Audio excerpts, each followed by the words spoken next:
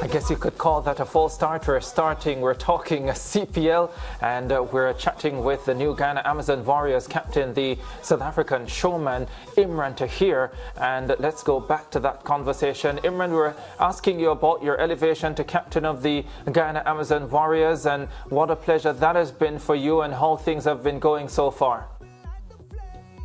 Look, it's been a great pleasure.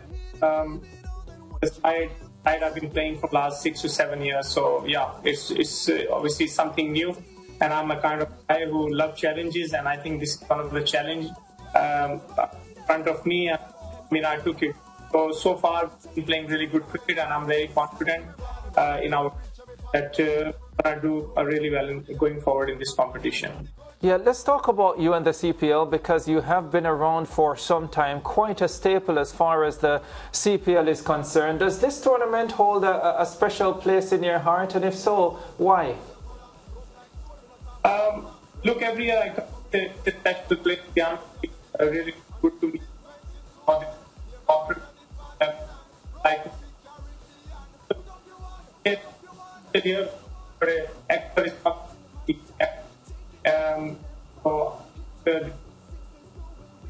And yeah, if I can do it, what Ghana people have been waiting for so many years, and then we've been to so many finals, including myself, and semi-finals, and we never get over the line. So just obviously trying to share my experience with the boys, especially the local guys. So how can we go over that hurdle, and then that's what towards we working hard. And at the moment, like I said, we had a great start, and we just want to carry on with this momentum going forward in this competition. Yeah. How do you compare the team this year as opposed to some other teams that you have played with at the Ghana Amazon Warriors? Yeah, look, we have a lot of luxury. We've got lots of all-rounders in the team that obviously can give us a lot of confidence if we lose 2-3 wickets, which you see in the previous games. We were 3 down and 4 down, and we still able to get 190 and 200. So that's, as a captain, that's a very satisfying and good thing. When you see the team like that, and then I think that's why our team stand for, which is Warriors. That's how we want to represent, Ghana Amazon Warrior. That, whatever the situation is, we just need to find and how we can come out from there.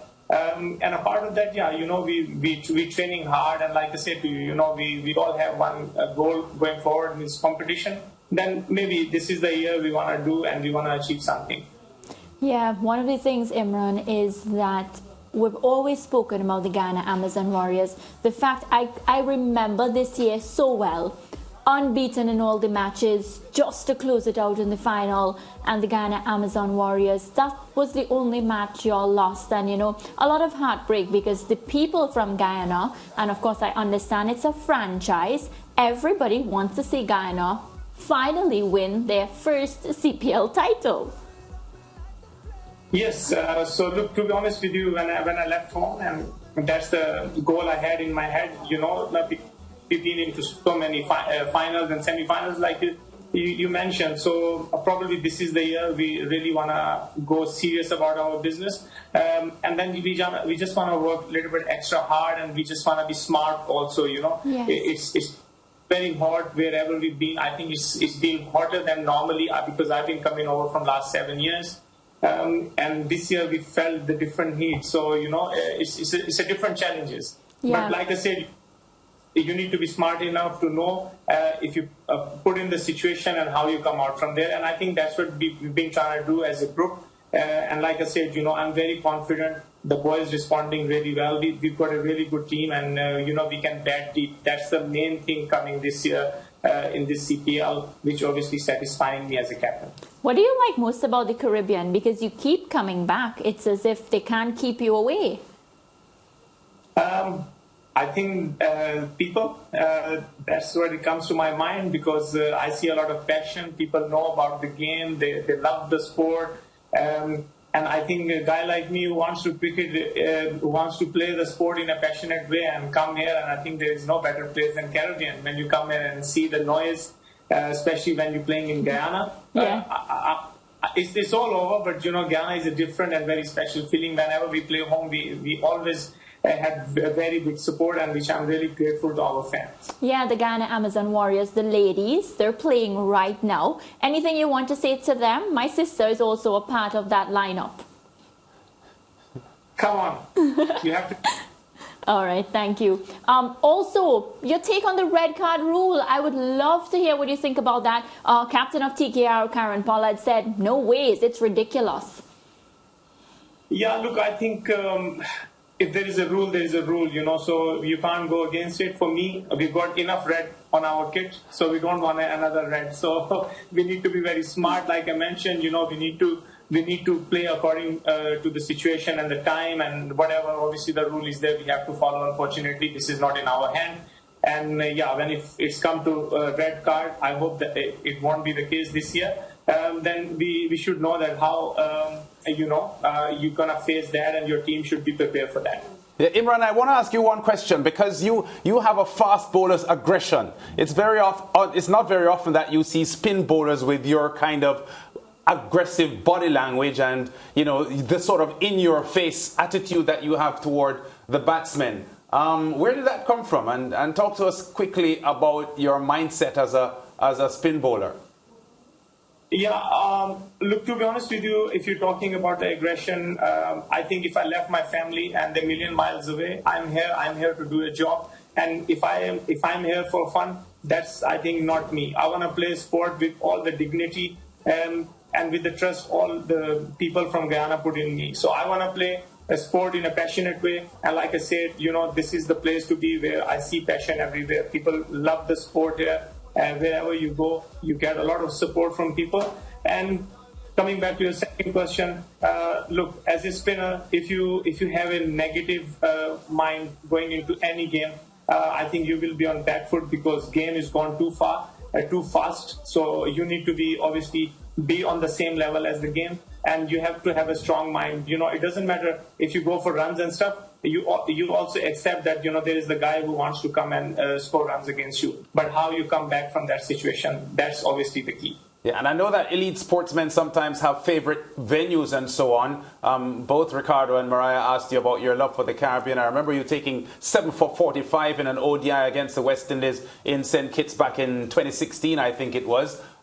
Is that representative of you just feeling high when you're in the Caribbean?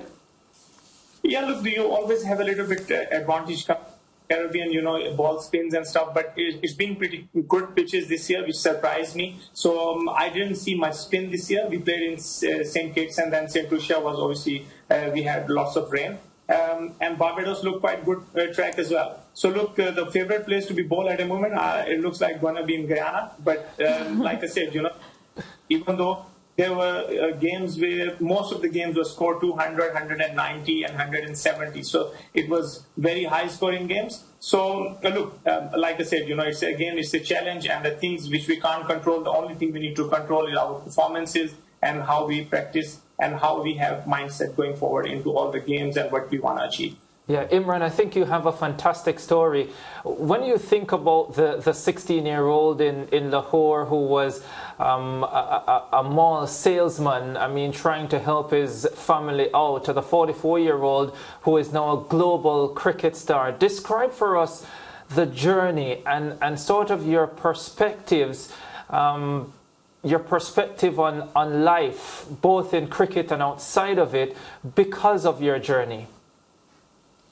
Yeah, look, even though I started, like how you said, it's, I was the eldest in the family and subcontinent. If you're the eldest, you have to work and go and earn money for your family. And that was my responsibility, so I did that. But then also in my back of my head, I knew that, I was playing a little bit of club cricket, and I wanted to play cricket, but unfortunately I had to start with a job, which wasn't a bad thing. You learn. I learned a lot about life. And I think that was my humble beginning, so, and that taught me about what real life is. If I become a cricketer one day, then I never forget where I come from, and that, I think, carried me till my dream, which obviously come true when I represented South Africa. And it's been a long journey. I was in England for 8 years, and then playing back in Pakistan for 8 years. Never thought that I was going to end up in South Africa, but I'm just really grateful for the opportunity, that the goal and the achievements I had in my mind. And I think I had a very strong mind and the thought that I always wanted to play international cricket. But if I get the opportunity, I was always question myself. I don't want to play a couple of games for the country and then people won't obviously know and they forget about me. I wanted to be a bowler who can bring change in cricket. I wanted to play 100, 200, 300 ODIs, and that was my mindset. Even though I was working, I was doing labor job, but I was just waiting for the opportunity, and the opportunity came. And I think till today, I feel like I'm the same guy. Obviously, I need to do a lot of gym now than it used to be to keep up with the youngsters and keep up with the fitness and stuff like that. But look, it came very late, and I still obviously have a lot of value for that, and I don't want that to go away. And until I'm playing, I just want to enjoy my cricket. And as long as I look good in the field and I inspire youngsters, that's my goal going forward. And if I don't do that, I mean, I want to be thanked to the game, and I want to thank to the people who's been supporting me all my life. Yes, clearly the passion is still very much there. How much longer do you suspect that we will see Imran Tahir operating at this level of the game? Look, for that, I need to be sincere with my job. I need to keep taking crickets like I've been doing that over the years. And I think if you see that Imran Tahir will play forever.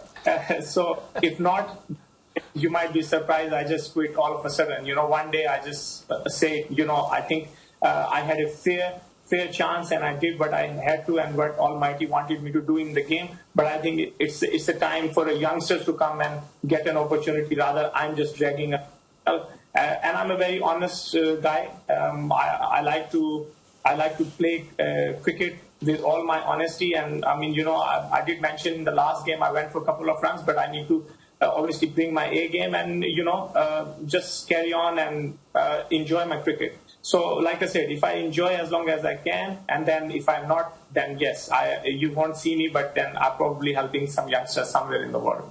Yeah, very well said, Imran Tahir. Well, one thing I can tell you, I am a fan of the Jamaica Tallawahs. Mariah Ramarak is a fan of the Trinbago Knight Riders. So is Lance Whitaker. But the one thing I can tell you, nobody would be disappointed if the Ghana Amazon Warriors finally won the CPL, because I think everyone in the Caribbean believes that the Ghana Amazon Warriors would be deserving of a CPL title. It's been a pleasure speaking with you, Imran, and all the best for the remainder of the competition. Thank you very much, guys. Have a lovely evening. Thank you very much. All right, Imran Tahir. Well, CPL Match 13 produced a disappointing return to Kensington Oval for the Barbados Royals. They were easily put away by the Trinbago Knight Riders, losing by a record 133 runs on Wednesday night. Martin Guptill scored the first century of the tournament, his first since 2018 in the CPL, smashing an even 100 of 58 deliveries to lead TKR to 194 for 5. Jason Holder was the best Royals bowler with 2 for 39. The Royals lost Rakeem Cornwall with the first ball of their pursuit and never recovered, eventually being skittered out for 61. Afghan leg spinner Wakar Salam Keel did the damage with 4 for 14 of 3.1 overs, while Andre Russell 3 for 13, including his 400th wicket in T20 cricket, and Akil Hussain 2 for 16, the main wicket takers. So what a performance from the TKR. I took note, Lance and Mariah, of the time it took TKR to bowl their 20 overs, or sorry, to the time it took the opposing team to bowl, the Royals, to bowl their 20 overs, 1 hour and 40 minutes. Anyhow. He had nothing to do yesterday. Yeah. What a performance from TKR, though. Yeah, brilliant stuff from the Trinbago Knight Riders. And I will say I expected nothing less. I'm saying that based on the caliber of players that this TKR setup has. We know the likes of Karen Pollard. They've shown it throughout different tournaments. DJ Bravo, of course, Andre Russell, Sunil Narayan. And if I were to continue calling out the lineup, I'd continuously be calling out top star players, players that have dominated in the T20 format. For me, my biggest concern has always been when big names like that come together. But what I've noticed in the TKR setup, there's a brotherhood. there's as if they play for each other. And I think whenever you get that sort of chemistry within any team, that team is invincible. And that's what we're seeing from TKR this season. I'm looking forward to see how they get along with the rest of matches. And I have to say that it seems evident that certainly Kyron Pollard, who leads the TKR team, whenever he's up against the Barbados Royals, who he had played for and captained in the past, he seems to have some extra energy. Like he wants to make a statement against the Royals. So Polly looked very, very aggressive last night. Not that he isn't generally aggressive, but fabulous performance by TKR, one of the best T20 CPL performances I've ever seen. And the thing for them now is to be consistent and to continue to play this kind of cricket throughout the tournament if they want to win. Yeah, that's a fact. The Royals will be in action again tonight against Jamaica Tallowers in a repeat of last year's final. Action will be live on SportsMax starting immediately after the zone. And remember, viewers, you have a chance to win tickets to the CPL final in Guyana. It's set for the 24th of September and you can win through our Stream to Win promotion. All you have to do is download the SportsMax app. Go do it now from the Google Play Store or the App Store and watch all the CPL matches live. One starts in about 57 minutes. The user with most time spent on the app wins. It's as simple as that. The promotion ends September 9. Make sure you book your ticket to Guyana through the SportsMax app. We take a break. We'll be back with more on the SportsMax Zone.